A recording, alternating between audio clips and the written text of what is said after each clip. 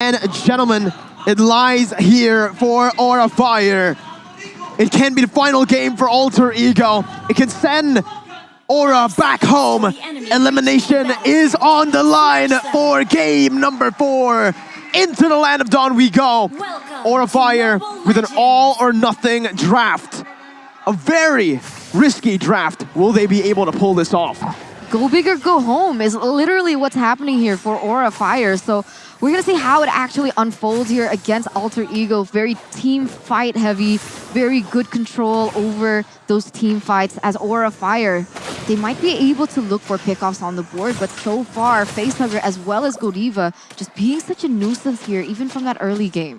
I think the side lane matchups, right, are going to be so critical in ensuring how this game plays out. Because Aura Fire, they can play this very aggressive, high-pressure style only if they have lanes that are winning to try and get pressure.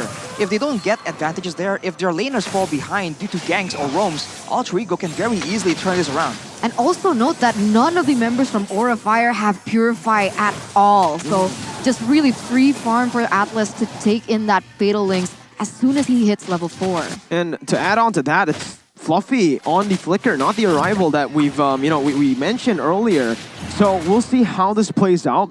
The reason he was able to find a lot of success was that Arrival in the regular season. Pi, or they use his Petrify right now, is asking me the Tempest Blaze popped in, knock up as well. Pi gonna fall here to the hands of High. Another first blood to the hands of Aura Fire, just like we saw in game 1 and 2. Very well-timed gank from Aura Fire, but now Alter Ego try and get some exchange here. Fluffy is able to stop the... Ooh, that's the lethal counter being used, but he will eventually fall as High pieces out. It's still a 1-for-1 right now, and you know, with how aggressive the competition is, Alter Ego, I think, it still comes out on top on that one. As we take a look at the talent prediction by Axe, only Wiwi on the Indonesian desk going for Aura. Wiwi alone in the middle as well there, you can see. But Aura Fire now. Thing is, what does he see in this Aura Fire composition? Because with no Purifies, no kind of like pocket synergies that we've seen before, like the Arrival, and obviously just a melee comp. Fluffy though, jumping in with a heavy spin as well. Udil going to be able to sprint out of there, but he's going to be pinned down.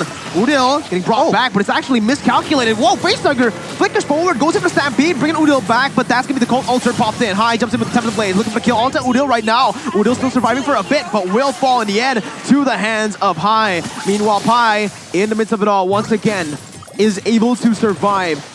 Leo Murphy was taken down as well. It was a 2-for-0 for Aura Fire. I would have thought when they get clumped up like that, it would have been Alter Ego Esports with a better time. Was the Atlas level 4 yet? I guess not here, but they are going to go for a re-engage, not stopping there. They just respawn and they just keep on going. Aura still leading. They secured a turtle here in the 3rd minute of the game. All things considered, it's still a very even game as we take a look at the emblems. Festival of Blood for Yutong and Takedo, so going for sustain, going for aggressive playmaking, and Demon Slayer for both junglers, but of course Sadie Boy will have an edge when it comes down to the securing of mutual objectives. Later on though, I think the range and poke advantage is for Alter Ego, and now they go for Kabuki, but Hardguard. Hardguard comes in, Kabuki flickers forward there, looking for the damage. Jelly Boy gonna be stopped there in his tracks, immobilized, but he's still able to survive for a bit. Facehugger picks up the kill, Nino's 1 HP, High is here to pick up the kill. It's a killing spree over to High as he looks for a double kill. Aura Fire are in this to win it. What counter engage coming in from Aura Fire as that hard guard caused a huge miscalculation for Alter Ego Esports, and then the error just stacked like dominoes. Now Aura Fire with the space, they're going to be able to get a turret in that top side, a 2,800, almost 3,000 gold lead as they continue to push. And that is the beauty of having the Angela, right? Being able to roam around the map very easily, being able to support whoever needs it, and just being that extra +1 factor causing that immense distraction. Instant replay by the Samsung Galaxy A series here, and look at that. Every time Alter Ego thinks they can try and get an edge, they try and match the aggression of Aura. The Hard Guard comes in, the Cult Altar comes in, and they constantly get baited into these situations. This is looking like deja vu from game number 1. They need to try and chill out and maybe scale into the late game. That is where their composition has the definite advantage. 2,000, no, now 3,000 gold lead for Aura Fire as they are going to try and pressure Pi. I mean, at this stage, Aura Fire, they need to be thinking about this really properly, right? Because if they focus too much on Nino, there is going to be a possibility that Pi might be the one carrying in that mid towards that late game. And we mentioned something about this, about the Hydra situation that Alter Ego Esports has right now. So they've already been able to kind of shut down Nino a little bit, but now they need to focus on the other lanes as well. And looking at this composition again, right? That's another turtle slain for Aura, presented to you by Samsung Galaxy A series. Alter Ego have been taking way too many fights in the early stage with their composition. Remember that sure, their composition works on paper, but not in the early game here with the Beatrix and the Yve having to scale up to those item power spikes. They're gonna have to chill out because as you can see, Nino basically does no damage yet. He was forced to go for the steel leg plates defensively early on. Right, and one of the most value are physical defense items right here. It's cheap, it gives you 45 physical defense, so it's ultimately value. But look at the items here. Udil, not even a single item completed. So without the right items, they don't have the right kind of damage to try and match this aggression. So I think they have to just chill out and, you know, play more passively because Aura Fire, their engages, yeah, they have like the heavy spin to try and rely on, but for the most part, their engages are very telegraphed, and I think Alter Ego have more than enough game sense to try and maneuver around and kite back away from those choke points where the Akai can just do insane engages. It only takes one moment as well for Alter Ego Esports to just deny that gold lead away from Aura Fire. 4,000 right now. Still going to be able to turn it around, especially 40 seconds left on the clock for that next neutral objective. And we're going to start to see them get clumped up. And when they do, Alter Ego Esports have a huge chance to turn it back around. They just need to be very patient and very careful right now. Aura though, they've definitely learned, right, from game number 3. Game number 3, yeah. There's no way they actually don't stay disciplined this game. They are going to go for these objectives.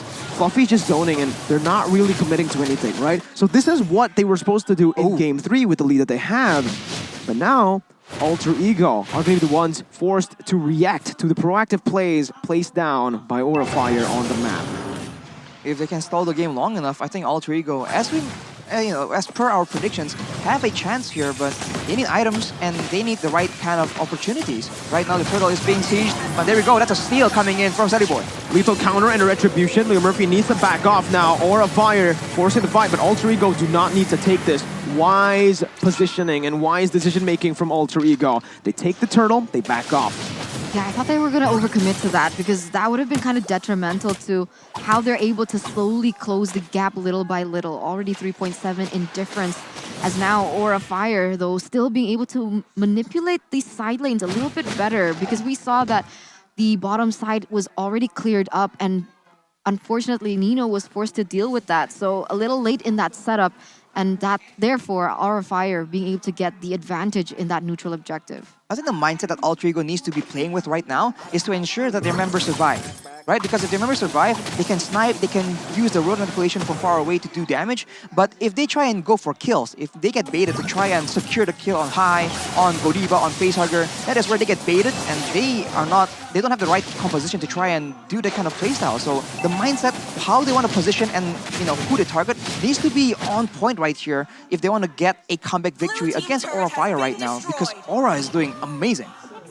4,000 gold lead built up, right? And again, Aura are just trying to hold on to this lead. They're using the lead very wisely, pushing out the side lanes, not forcing any fights, and again, using this wave manipulation to set up for the next neutral objective that now is going to be spawning in 30 seconds. The Lord, Aura though, they're going to go for the pickoff up top. High with a fierce dive, comes in, gets out with the Black Dragon form, but that's a lot of damage placed onto the XP lane, and that's going to be a turret picked up in the top side. Meanwhile, in the mid lane, Fluffy goes over to heavy spin, pinning Selly Boy down, but will not be able to get a kill.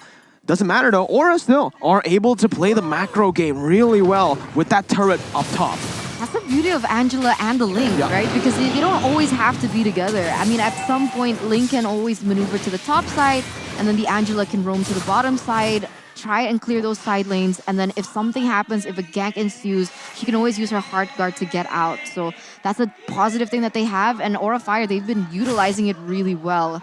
Alter Ego Esports, they need to clump up to be able to dish out what their composition was made for. And Aura Fire, they're just not letting that happen at all. As look at this, Ling already pushing the top side. You can see how separate the members of Alter Ego Esports are.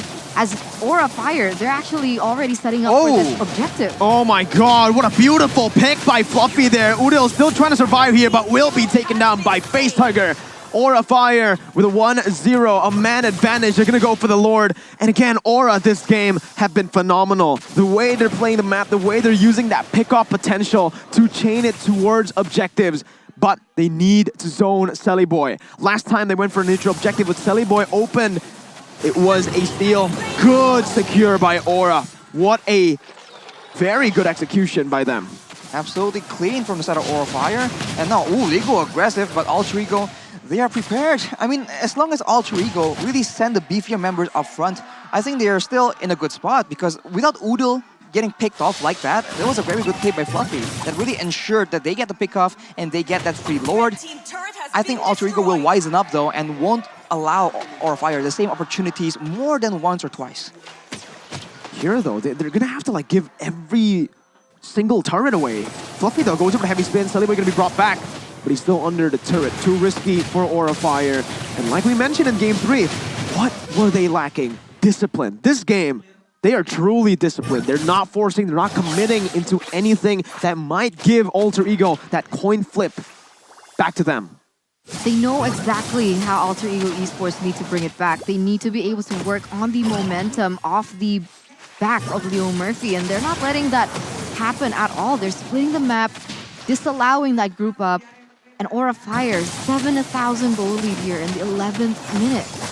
I think right here though, you can see that Aura Fire, the lack of DPS is really showing, but Leo Murphy now gets taken out. An amazing Temper the Blade play there onto the back line as Pi still able to actually buy some time, but look at that! Pi gonna be taken down.